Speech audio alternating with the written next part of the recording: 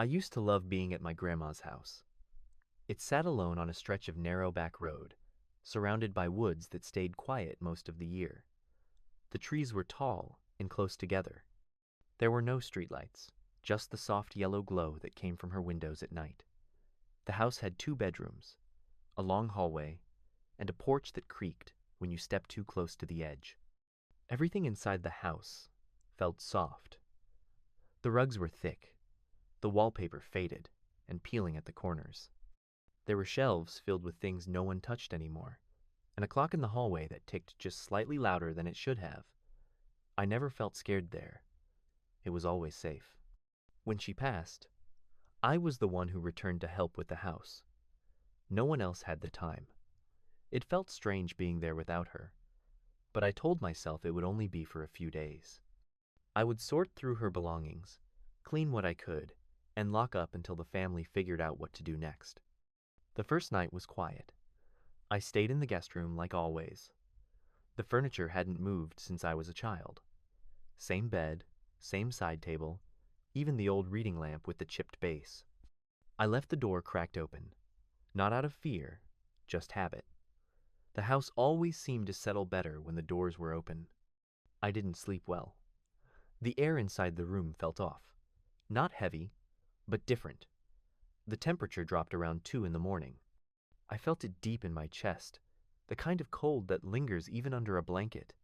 I thought it was just the old insulation. Then I heard it. Not footsteps, not pipes, just a soft shifting, like something brushing against the walls, a long dragging sound. It came from the hallway. I sat up, listened. Nothing else followed.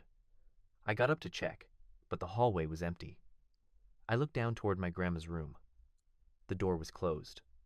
It had always stayed open. I didn't remember shutting it. I went back to bed. In the morning, the door was open again. That day, I started noticing other things. The hallway seemed longer. I counted the steps from my room to the kitchen. 11. Later that afternoon, I counted again. 13. The distance felt stretched. Subtle, but wrong. The floorboards creaked in places they never had. One step near the guest bathroom always groaned. Now it didn't. A new creak had appeared near the front door, light and hollow, like someone had stepped there often. The lights flickered every night at exactly 8:17 p.m. I checked. Every room, every lamp. Always the same moment. One soft flicker. Then, back to normal. I kept a small notebook to track things. I didn't know why. Maybe just to prove I wasn't losing it. Drawers stayed open after I'd closed them. The hallway mirror fogged up even when there was no heat. The smell of her perfume drifted through the kitchen.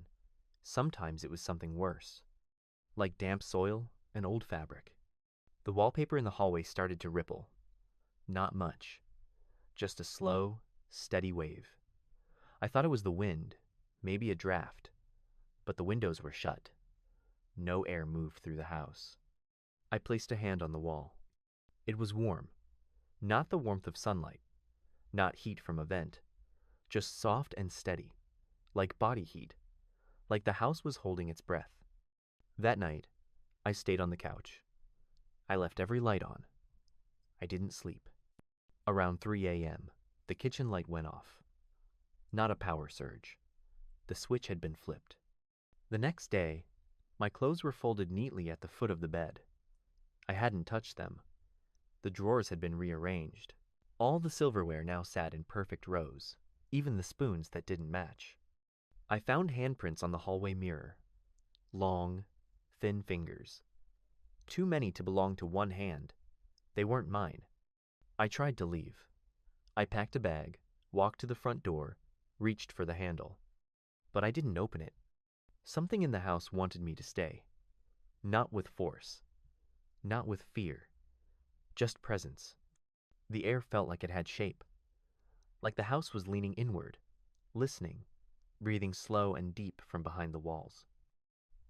I unpacked my bag. Each night since, the changes have grown. New corners appear where there weren't any. The hallway has shifted again. It now bends slightly to the right. The paintings are crooked in the morning, not off by much, but always in the same direction, toward the back room. Sometimes I find my shoes facing the wrong way, placed side by side, soles pointed toward the wall. Once I found one of her old dresses draped across the armchair. I hadn't opened the closet. There are no animals outside anymore. No birds, no squirrels, no insects tapping at the windows. The forest around the house feels hollow. The trees do not sway. The wind doesn't touch the porch. I think the house is watching me, and I think it remembers who I am. The house stopped pretending after the 5th night. I woke up to a sound I had never heard there before. Not creaking or shifting. Not the wind or trees brushing the windows. It was a hum, low and constant. It came from beneath the floor. Not mechanical, not distant. It felt close, like it was coming from something alive. When I stepped out of bed, the floor was warm. Not everywhere, just in one line leading out of the room. I followed it slowly, my feet pressing into soft wood that didn't creak anymore. The hallway had changed again. It sloped now, almost invisible but real. I could feel myself leaning slightly as I walked. All the doors were open, even the one to the attic, which had always stayed shut with a heavy iron latch. The latch was gone, the ladder pulled down. I didn't look up. I stayed in the kitchen most of the day. I didn't want to move too far into the house. The walls felt closer, the corners darker. Even with all the lights on, some parts of the ceiling didn't reflect any brightness. At 8:17, the lights flickered again. But this time, one of the bulbs didn't come back on. The bulb was new. I walked into the hallway and looked toward the back bedroom. I had kept that door closed since I arrived. It had been my grandma's room. Something about it always made me pause. It was darker than the rest of the house. The curtains were thick and heavy, and even with the windows open, the air inside stayed still. That night, I stood at the door with my hand on the knob for a long time. The wood under my fingers felt warm, almost like skin. I turned it slowly and stepped inside. The room was untouched. The bed was still made. The dresser lined with the same old framed photos. But the wallpaper had changed. It no longer peeled at the corners. It looked new, smooth, glossy in the dim light. I stepped closer and saw that the pattern had shifted. It was no longer floral. It was something else. Spirals and veins. Long, thin lines, branching in and out across the wall like roots. I backed out and shut the door. The next morning, the hallway was longer again. It took me 23 steps to reach the kitchen. I counted 3 times. The windows looked smaller. The wallpaper stretched higher. The floor felt uneven, like something was pressing against it from underneath. I found the notebook I had been keeping stacked neatly on the table. A page had been torn out. My notes were gone. In their place, a single page had been left behind, a crude drawing of a house with no doors. I tried to leave again. I packed quickly. Phone, keys, shoes. I reached for the handle of the front door and turned it. It didn't budge. I checked the lock. It was open. I pushed harder. The door was warm, like the hallway walls. I turned around. The living room had shifted. The walls were curving inward. Not dramatically, but slightly. The corners had rounded. The light from the windows was dull, like it was passing through something that wasn't glass. I didn't try the door again. I stayed on the couch and listened. The hum from beneath the floor had changed. It pulsed now, steady, like a breath.